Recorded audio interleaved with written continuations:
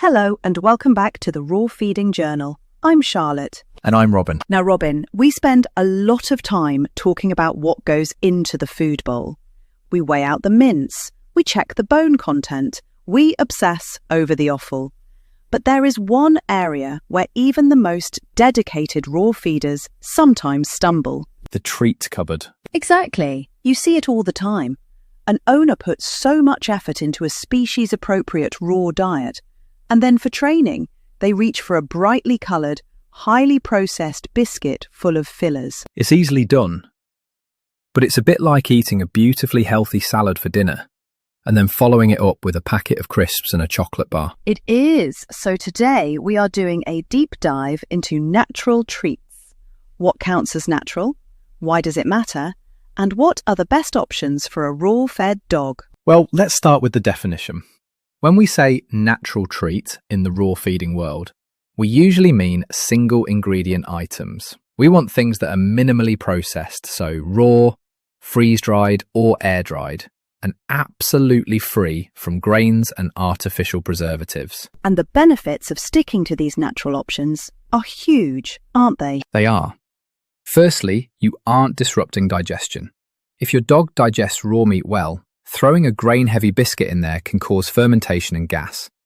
But natural treats also support dental health and provide mental enrichment. So, let's go through the categories.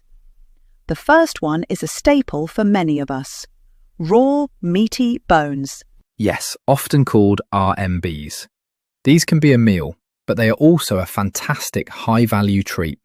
Things like duck necks, chicken feet, or lamb ribs. And chicken feet are great for joints, aren't they? Packed with natural glucosamine.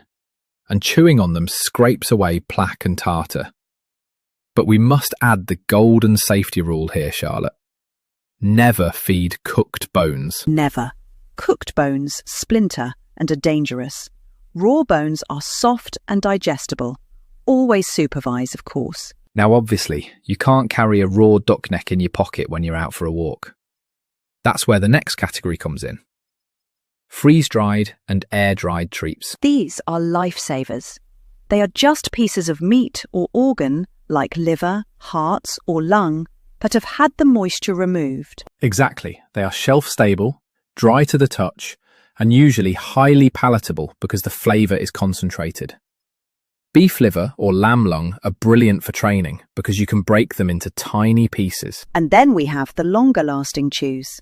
One of my favourites to recommend is the beef trachea. The windpipe. It sounds gruesome to us humans, but dogs love them. They are chewy, they last a while, and they are naturally rich in chondroitin for joint health. Another popular one in the UK is rabbit ears. With the fur on. It might look a bit wild, but the fur actually acts as a natural wormer, brushing through the digestive tract. Okay, so we know what to feed. What should we absolutely avoid?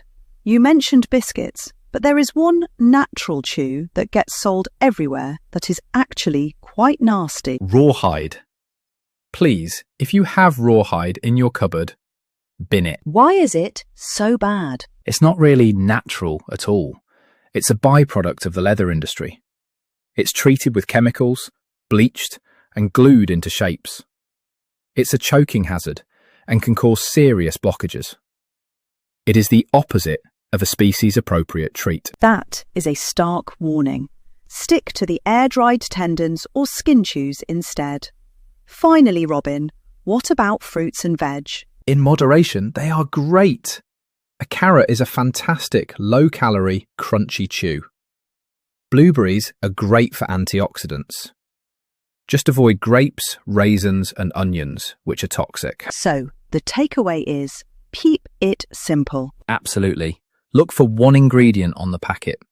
If it's just dried duck neck or beef liver, you're winning. Brilliant. Treat them right, keep it natural, and your dog will thank you. Thanks for listening to the Raw Feeding Journal.